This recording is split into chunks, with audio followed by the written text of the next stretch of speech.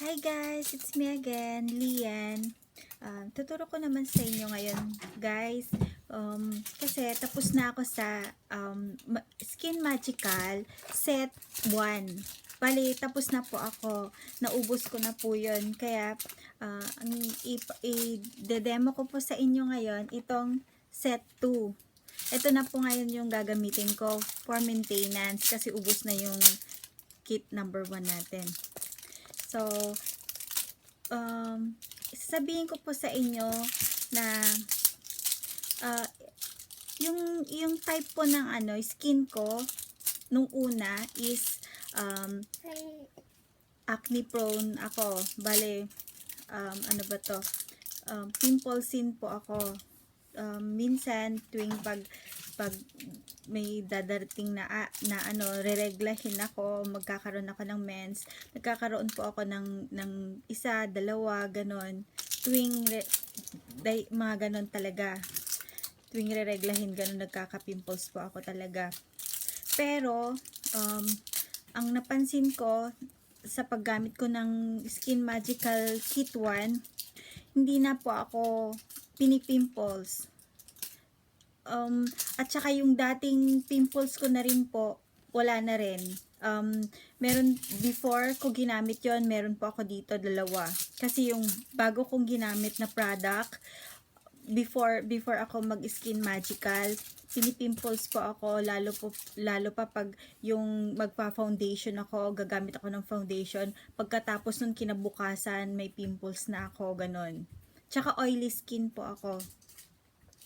Oily skin po ako dito sa ilong, dito at saka dito. Nagkaka-oily po ako. At isa pang problema ko is yung open pores. May mga open pores po ako dito at saka nagkaroon ako ng blackheads dito. Ang napansin ko kasi dun sa dating ginamit ko, simula nung ginamit ko yon, bali naging oily, lalong naging mas oily ako. At saka parang medyo lalong dumami yung open pores ko dito. Yun yung napansin ko at nagkakaroon pa rin ako ng pimples. Yung dating ginagamit ko. So simula nung nag-Skin Magical po ako, nahiyang po sa akin. Bale, eto, dinedemo ko po sa inyo.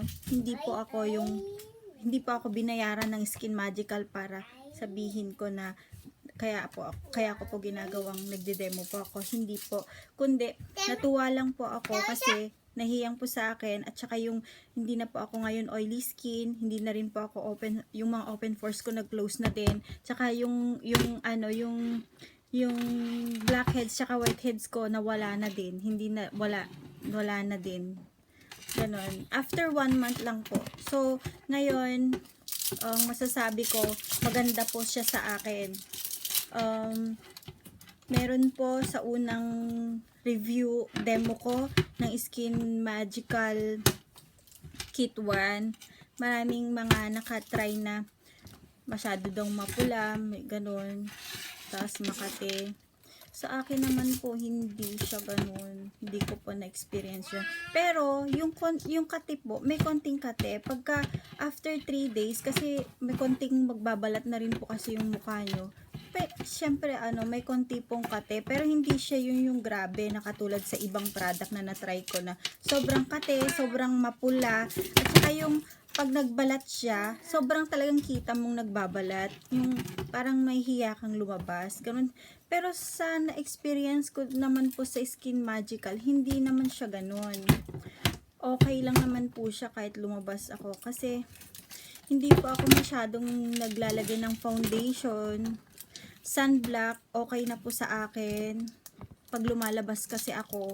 Kaya siguro hindi siya kaya pag nakalagay po ng sunblock, hindi siya yung halatang nagbabalat.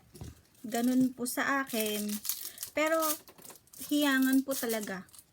Siguro hiyang ko sa akin. Sa inyo, kung hindi hiyang sa inyo, kung makate o sobrang mapula, ayaw nyo po, nasa inyo na po yun kung stop nyo na lang po.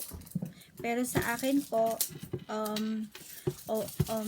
okay siya sa akin, kaya eto po, ituturo ko po sa inyo kung paano paggamit ng halos parehas lang po sila, same lang po. Ito po, sa isang box, meron po tayo yung Skin Magical Soap, Skin Magical toner, at 3 cream sa isang box. Ito po, 3 cream, tsaka toner, at tsaka ito. Yan. Ito po yung laman ng isang box. Ayan. Para sa akin po, okay po siya sa akin. Yan. Happy po ako sa sa result ng Skin Magical sa akin po. Sana sa mga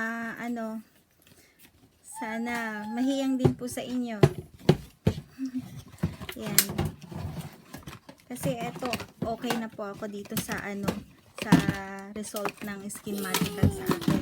Tsaka lahat din po ng mga nakapag-try na mga kakilala ko, kasi ino-order din po nila sa akin ito. Kasi nirecommend ko. Ano daw ginagamit ko, ganon, shinare ko sa Facebook. Kaya nag-o-order po sila sa akin. Tapos ngayon okay naman po na umuulit po sila sa akin. Kaya eto po mga sis, eto po